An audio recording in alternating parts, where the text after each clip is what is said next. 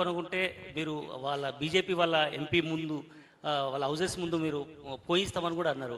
కానీ వాళ్ళు కాసేపటి క్రితం అరవింద్ రియాక్ట్ అయ్యాడు, ఇది అరిష్టం, అవసరమైతే మీకు చేత కాకపోతే దిగిపోండి, రాష్ట్రపతి పాలన మేము పెడతామని కూడా ఆయన అన్నాడు. కాసేపు ఇప్పుడు మోడీనే దిగమాను, మొత్తం రాష్ట్రంలో ఉన్నాయని నేను కూర్చొని కొనిపిస్తా ఒక్క నిమిషంలో.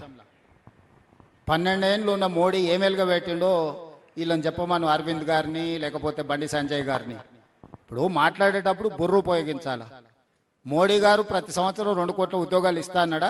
12 ఏళ్ళు అయింది, 24 కోట్ల ఉద్యోగాలు ఇచ్చిండా?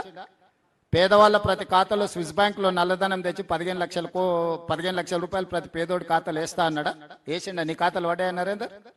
పోనీ ఇక్కడ రాములు గారి ఖాతాలు పడ్డాయా? ఆయన కూడా పేద ఆయనే కదా.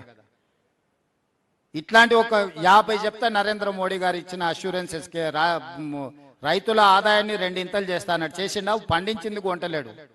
తక్షణమే నరేంద్ర మోడీ గారిని దిగిపోమని, రాహుల్ గాంధీ గారు నా కుర్చీలో కూర్చోబెట్టి ఇవన్నీ ఫుల్ఫిల్ చేపిస్తా నేను పడితే తెలుగుగా జవాబు ఇవ్వడం మాకు రాదని వాళ్ళు అనుకుంటే వాళ్ళ అమాయకత్వం. నువ్వు దిగిపోని ఏం చేస్తాను? నువ్వు ఇప్పుడు ఎన్నికైన దానికి 8 మంది ఎంపీలు ఇచ్చారు, 2 కేంద్ర మంత్రులు. ఏం పని చేస్తారో సమాధానం చెప్పుండ్రు. ఇవాళ 75 లక్షల మెట్రిక్ టన్స్ ఎల్ఎంటీ మనం ప్రొక్యూర్ చేస్తే వాళ్ళు ఎంత కొంటురు? 50 లక్షలు కొంటురు. మిగతా 25 లక్షలు ఎవరింట్లో పోయాలా? ఎవరి నెత్తి మీద పోయాలి? 6-7 వేల కోట్ల రూపాయలు అదనపు భారం ఇప్పుడు అవి కొన్నందుకు. మేము అది భారం అనుకోలేదే, బాధ్యత అనుకున్నాం. రైతులు పండించిన చివరి గింజ వరకు ఒట్లు కొంటామన్నాం, కొన్నాం. మొక్కలు కనీస మద్దతు ధర వాళ్ళు ప్రకటించారు, ఒక్క గింజనన్న కొన్నారా? జొన్నలు కనీస మద్దతు ధర ప్రకటించారు, ఒక్క గింజనన్న కొన్నారా? పొద్దుతిరుగుడు ఇత్తనాలు ఒక్క గింజనన్న కొన్నారా?